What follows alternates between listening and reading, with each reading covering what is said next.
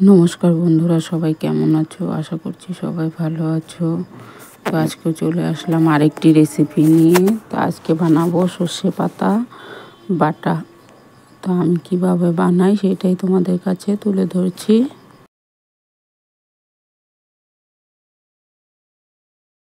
রেসিপিটি যদি ভালো লাগে তাহলে অবশ্যই একটি লাইক করে দিও আর কমেন্ট করে জানিও কেমন হয়েছে।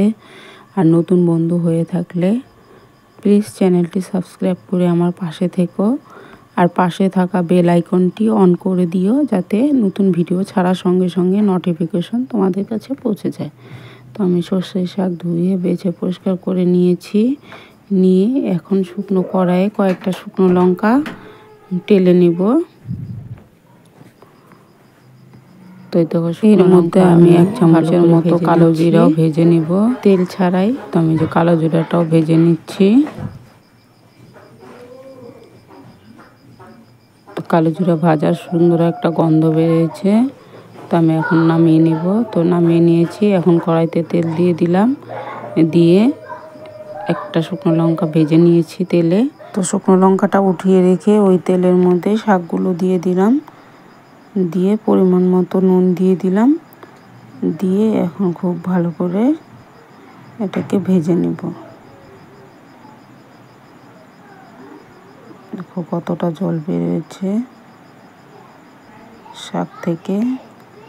সামান্য একটু চিনি দিয়ে দিলাম, দিয়ে এখন খুব ভালো করে ভেজে নেব, যেন জল না থাকে, জলটা শুকিয়ে যায়।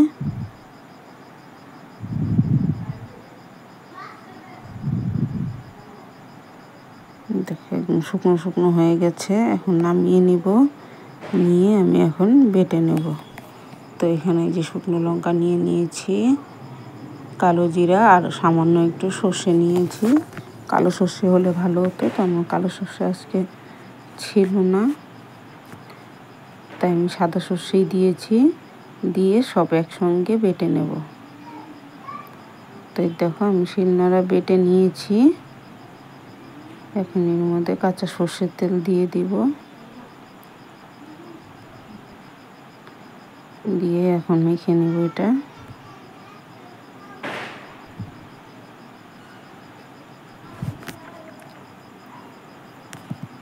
তো বন্ধুরা দেখো আমার সর্ষে পাতা বাটা কেমন লাগলো।